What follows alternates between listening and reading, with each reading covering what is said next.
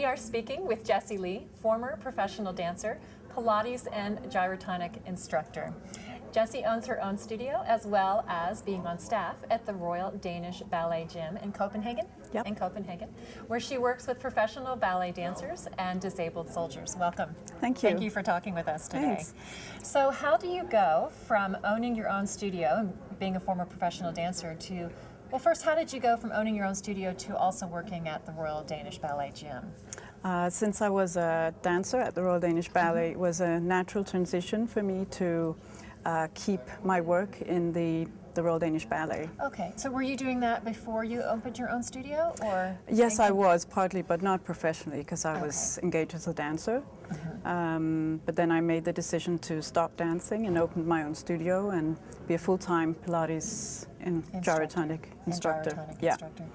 And you're working with the disabled soldiers not only at the Royal Danish Ballet Gym, but also at your own studio. Yeah. And so how does that work? I mean, why do they come to both locations? Is it just ease, or? It's really because our work is volunteer. Okay. So it is where there's space. So if we have space in the studio, then we can have them there.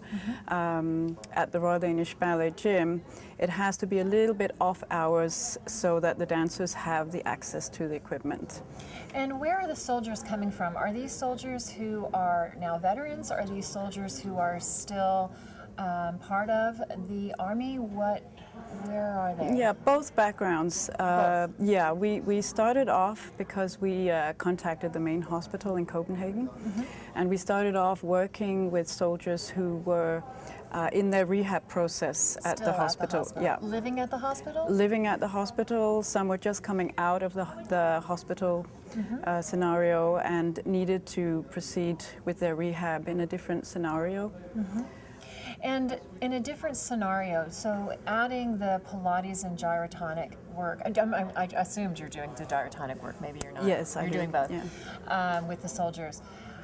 What did the soldiers, because I can kind of imagine how it would have been different from what they were doing at the hospital, but what were the soldiers saying initially about what was so different in that environment?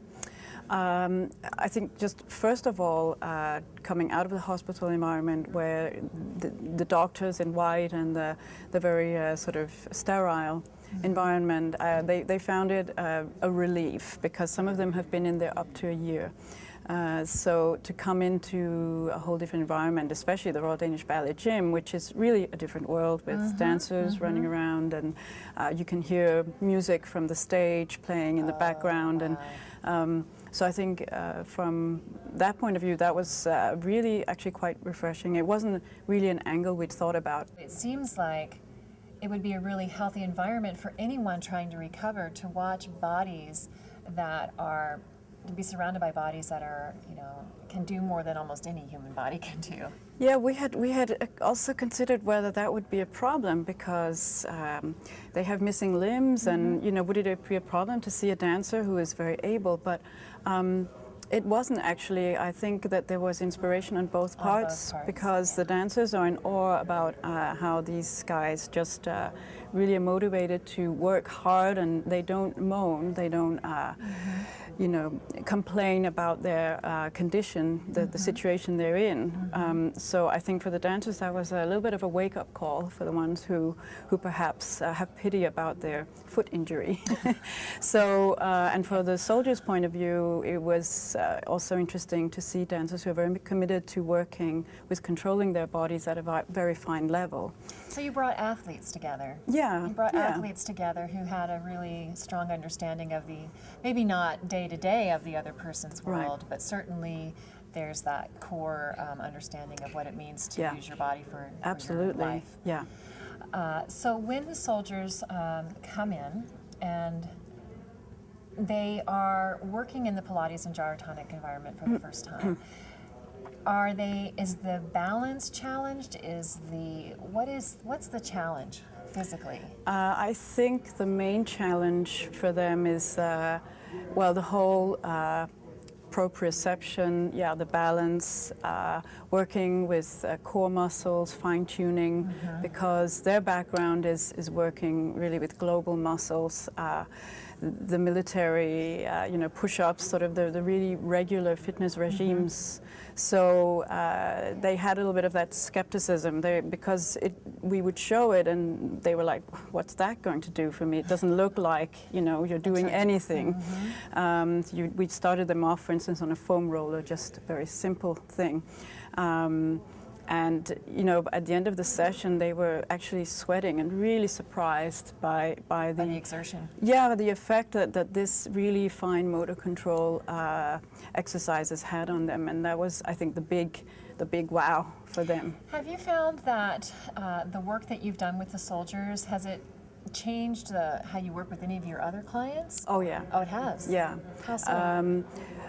Well, first of all, I think more creatively, because they push your boundaries in how you should think about what each person needs. And I find that it doesn't just apply to amputees or severely injured people. In a way, it's every client is a new case, and it's not one exercise fits all or try to fit that exercise onto that client. It's like, if that exercise doesn't work, what can I do?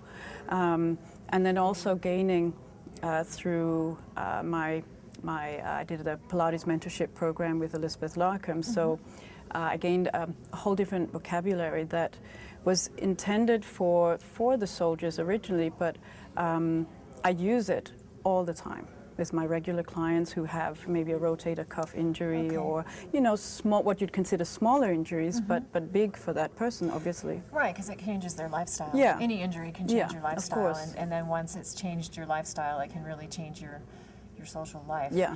Which then becomes damaging, right? Absolutely. So is there and speaking of social life, is there a social aspect? Do the soldiers come in to work together with your other clients, or you said they're around the dancers? Do you feel like that social interaction is part of the recovery, or could it be done without that social interaction? It could be done without. It sort of happens, but it's not the big thing for them. You don't feel it's a strong that interaction is a strong connection towards recovery, or that kind of normalization? I think being in the other environment is a strong step towards normalization. Yeah, they don't want help. They don't want to be treated as disabled. It struck me, especially using the English word disabled. They do not want to be disabled. They want to be able. So differently abled is something we'll say sometimes. Yeah, differently able, and they really you just treat them as let them do their thing. Don't try and help. Don't interfere. No. Don't interfere. So was it hard when you first started working with the soldiers to not interfere? Yes, absolutely. I felt like, should I hold the door, and I'll just help you get up on there, but you realized within just half an hour that don't even do that, because don't even need to do that. No. So and that's the great thing, and that's the big difference in working with somebody who's maybe 75 with diabetes and amputation, because they will be less able. So it's a whole different work, because you have to then assist them and perhaps really consider how you get them from one piece of equipment to the other. But the young men, they just go there. Go. Yeah. That's fabulous. And also with the work that you've done with these soldiers, you mentioned you did a mentorship with Elizabeth Larkham.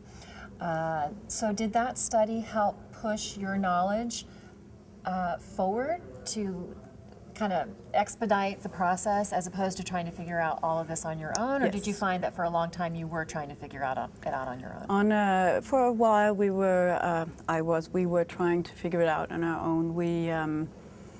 Which was good, I think. It was good to just have that process and think out of the box. How would I solve this? The first session was really daunting, and we didn't know anything about prosthetic legs, and would they come off the suction, or when you did this and that. So sort of trial and error in a safe way. Sure. But we came to a point where we just want to go more into this, find more vocabulary. So definitely working with Elizabeth, who had had the experience of working with Mike Podlensky from Naval Hospital, U.S. Naval Hospital, gave us a whole different insight into working with this population. And in addition to the work that you did with Elizabeth, and of course your Pilates training, your gyrotonic training, is there any other training that you feel has helped with the process of working with the soldiers? Or is that pretty much? Well, yes, my gyrotonic background, and well, I feel like I use, and of course my dancer background, yeah. How has your dancer background helped, do you think? I think obviously being really body aware, being able to adapt. I think dancers are very adaptable people. So, and being thinking in a creative, maybe choreographic way, and of course fine-tuning, thinking about especially these guys with their, we have mostly seen double amputees who have to, let's say, balance on their prosthetic legs. And although I can't put myself entirely in the position of what they're going through, you can still try and imagine the elements of balance that has to be added to walking on prosthetic legs. Way. Yeah. Sure. I wanted to ask you, are there any soldiers that you've worked with that kind of stand out in your mind, either as a success story or someone maybe that's new that you're really hoping will push forward? Or yes, he's actually a non-amputee, but has had a really severe injury because he was shot in his sciatic nerve, so he doesn't have much of it left. Is it very painful? It's extremely painful, and obviously working with somebody who's has a really high level of pain is always quite hard. But he's made an enormous amount of progress, and he's so willing and a great joy to work with. So he's somebody where I'm really hoping that will do something for him. But now the progress that he's made, so it sounds like the sciatic nerve was just shattered. Shattered. So is the progress, is it in function? Is it in reduced pain? What kind of progress has he made? In both. Oh. The pain comes back, but after a session, he says the pain is less. So, you know, what I'm very interested in seeing is, will it get less and less? So it seems to somehow, just click into his nervous system with this kind of body-brain work. Yeah. And you say body-brain work. Of course, Pilates is a mind-body. But what about, is there a specific way you're working with him, since it is such an intense pain? Yeah. Are there breathing exercise? What is it that you do to try to reduce the pain during a session? For him, actually, the big thing was breathing. It was. Yeah. He's a Navy SEALs, and his specialty was diving. So he'd actually worked with his breath. So he was very cued into wanting to work with the breath. And the interesting, and I thought maybe I can't really contribute much to his knowledge since he was very controlled. He could really control his breath extremely well. But I found out that I really could contribute because he'd never thought of really adding it to exercising. And I think, and he said that was a whole new revelation, and it changed. He goes to the gym, so when he goes to the gym, he adds his breathing, and he says his whole gym regime changed. And he said, what have I been doing all these years? You know, even before my injury, I wish I knew this. And of course, those kind of experiences as a teacher are very giving. Yeah. And I wonder if he'll take that breath. Well, obviously, he's taking it into his regular life because he took it to the gym. Yeah. And I wonder if he'll take it into, like, even just walking. Yeah. Has he started to do that on his own, or are you cueing that for him? Or? Yeah, he really integrates that and uses that to reduce his pain. Yeah. So it is helping to reduce the pain primarily. Yeah. And is it he's able to more easily get through the exercise, the work that he wants to do that way? Yeah. And it takes the focus away from the pain, basically, also. So whether it reduces it or takes the focus away, it's a Well, hard and there's thing. so much study, right, to Right. show that deep breathing can reduce cortisol levels, Yeah. among other things. And then I won't go into that. That's a long story. But yeah, I suspect it's probably both. Yeah. Because if you change your focus and Yeah. then at the same time can reduce your stress level. That's and it. Just working with someone who's competent and that Yeah. you feel really confident and comfortable with Yeah. will reduce stress levels too. If I'm Absolutely. in good hands for the next hour, I can relax. Exactly. Or I'm going to see Jessie this week and I know that I'm being taken care of, and that Exactly. can certainly reduce. That was one of his big things, because he'd been shot in a training session and didn't come under the usual regime that many of the soldiers that returned from war come under. So he'd kind of been left to the national health system, and had, let's say, regular therapy, and he'd actually not really, he'd had surgery and things like that, but he hadn't really come further. So he said in our regime, he finally sort of felt this like, oh, I can be here and I can really progress and work. So that was a really... So he has a home now. Yeah. It's a rehabilitation Yeah. home. Yeah. That's fantastic. Yeah. Is there anything that I haven't asked you that you'd love to share either with instructors or soldiers or even dancers? I think that my own personal experience with this has really been that I think maybe you might find it daunting at first. I'm by no means the top expert of this. Of course, you need to have a good sound education, a Pilates background, of course, and some experience in teaching, but I think that the message for me is really that anybody could actually do this. Of course, you have to seek good knowledge, you have to research, you have to want to do that. But my message is really that go for it if that would If be... it's a passion. Yeah, I took on the challenge because it was a challenge, and it wasn't one that I sought. It was a little bit by coincidence that I got into it.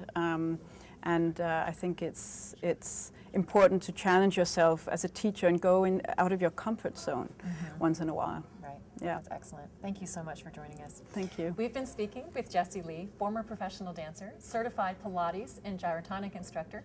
Jessie owns her own studio and has been working at the Royal Danish Ballet Gym, helping disabled soldiers. Thank you so much for the encouragement and the information. Okay, thank you so much.